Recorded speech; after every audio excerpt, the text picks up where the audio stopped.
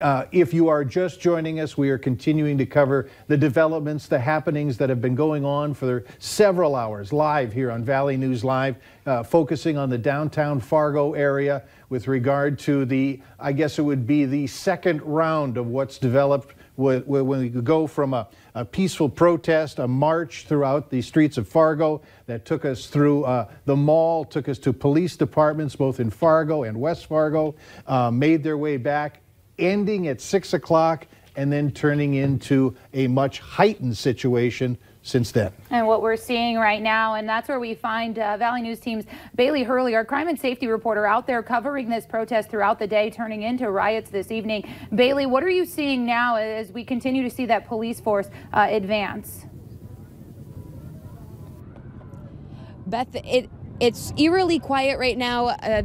We're a little bit farther back just to be safe, but you can see the crowd continues to just inch forward. They get tear gas, they inch forward, they go back to right up against where the police presence is. That they get tear gassed again, everybody comes running, and then once the tear gas fades, they again move in. We've seen garbage cans being put on top of tear gas once it is deployed. We've seen people kick the tear gas back at officers as a way to save the rest of the protesters, if you will.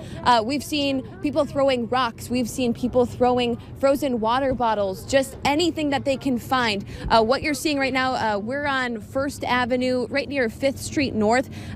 Vinyl Taco has been looted. All of their windows are broken. JL Beers has been looted. All of their windows have been broken. People went into the restaurant earlier. They came out with buckets of JL Beer alcohol. They gave it around to everybody who could grab some, which, Beth, I told you earlier, it makes me nervous to mix what's happening, what you're seeing here now, with alcohol. I do not think that is a mixture that should be happening. But also, so we're kind of at the calm before the storm. Again, we're on First Avenue, 5th Street North. But I want to talk about, we talked with one of the organizers of the Black Lives Matter movement just a few minutes ago, Joseph Lewis. He's one of the ones who organized this morning's march. He said he's disgusted. He condemns what's happening right now. This is not what he wanted. He had a peaceful protest. It ended in downtown at 6 p.m. And from there on out, he says this is not what he organize, what he wanted. He does not understand why this is happening. He says everybody has a right to be angry and show that in whatever way that they want, but this is not the way that you show it. This is not the way that change is made, he says. Those were very powerful words. Also, one of our reporters just talked with somebody who was at this morning's protest. She also said it breaks her heart to see what's happening here. There's people walking up and down the streets with milk jugs for those who get tear gas to help them when it gets in their eyes, into their throats. We've been tear gassed a few times tonight. I have to tell you, Mike and Beth, it's terrible. But we're getting a little bit closer, but I want to see if Katie Opperly has anything to show you on her side. We're on opposite sides of the protesters right now, so I'm going to throw it back to you. All right, thanks so much. Bailey, before we go away, do you see, because now we have the curfew in effect, is there any movement with regard to the remaining protesters, rioters, whatever you want to call them, and law enforcement? Has that moved anywhere in the last 3 minutes or 4 minutes since the curfew took effect?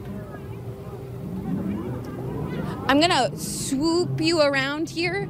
We've got some roads that are being closed. If that's being done by officials, I'm not sure, but we're seeing roads over here as well.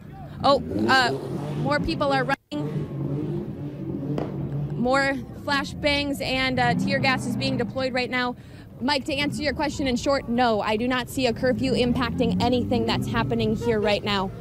More people, if anything, seem to be joining on the corners, getting closer to police presence. You can see some white trailers that have kind of dawned in on this scene near First Avenue and Broadway. I'm not really sure what those are. It seems like they're helping move people back.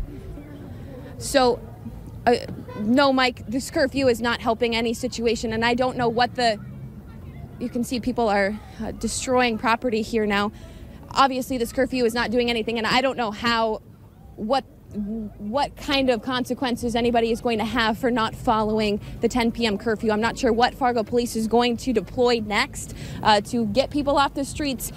We'll continue to keep you updated here, though. That curfew has already started, and we haven't seen anything or heard anything from police yet, but we'll keep you updated. And the bottom line with that, too, is that although we have our phone and you're listening to us and we're able to read everything that comes to us, a lot of the folks that are right in the thick of it right now, they're probably not checking their phones, they're probably not getting the messages, and probably don't know that there is a state of emergency or a curfew in effect in Fargo right now. Absolutely.